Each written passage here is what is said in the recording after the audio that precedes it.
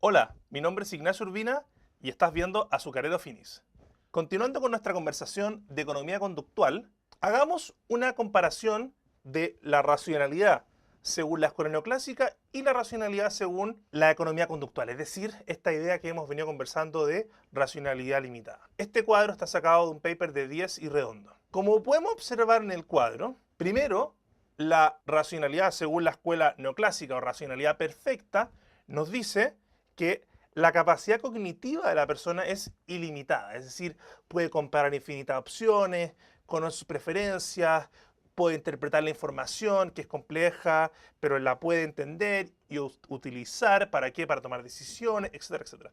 En cambio, la racionalidad limitada nos dice que nuestra capacidad cognitiva de procesar ciertas ideas en el cerebro, nuestra capacidad de analizar, razonar, etcétera, etcétera, está limitada. No es infinita, tiene un punto final y depende de cada persona. Luego, sabemos que la racionalidad perfecta nos dice que la información y el conocimiento de las personas es totalmente disponible. Es como si las personas fueran omnisapientes, lo supieran todo lo que necesitan.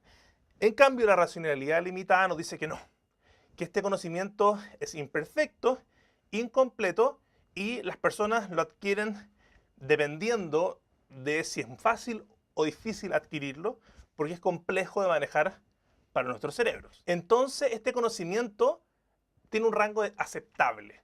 En el fondo, llega un punto donde yo me conformo y digo, ok, ya adquirí suficiente conocimiento, ahora me toca decidir. El agente neoclásico sabe y puede hacer un cálculo respecto de todas las acciones y las consecuencias de las acciones. Por ejemplo, si yo invierto más o menos en un proyecto, el agente neoclásico con racionalidad perfecta es capaz de analizar y entender cuál va a ser el efecto de eso. En cambio, el agente con racionalidad limitada solamente tiene un conocimiento aproximado de cómo funciona el mundo y es muy heterogéneo en función de lo que a veces sabe o a veces no sabe o sus propias capacidades. Entonces, no necesariamente sabe a la perfección cuáles son las consecuencias de una cierta acción. Una cuestión muy importante que podemos observar del gráfico es que la racionalidad perfecta supone que el conjunto de preferencias es estable y ordenado.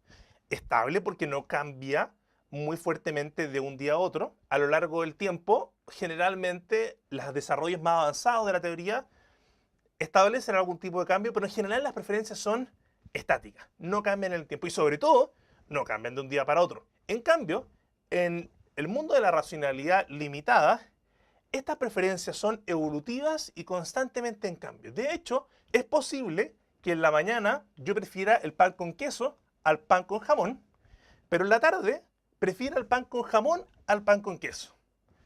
¿Por qué? Porque las preferencias cambian y cambian en función del contexto, cosa que la economía neoclásica no hace referencia. Otro tema es, por ejemplo, al rol que juega el tiempo en tomar las decisiones. Por ejemplo, cuando nosotros miramos el modelo clásico, el modelo neoclásico, ¿cierto?, que se estudia en microeconomía al consumidor, tenemos una decisión de maximizar mi utilidad sujeto a mi restricción presupuestaria dada mis preferencias. Si se fijan, nunca dije la palabra tiempo en todo esto.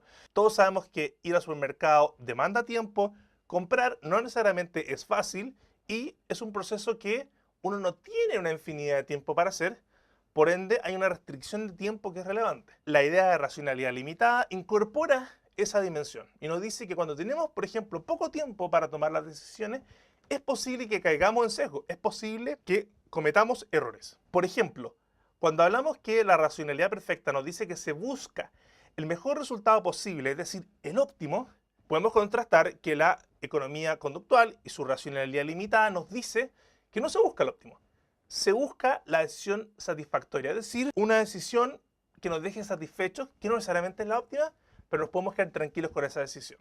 Finalmente, esta racionalidad perfecta en general, que es bastante mecánica, es bastante automática y es optimizadora y trata de siempre tomar la mejor decisión.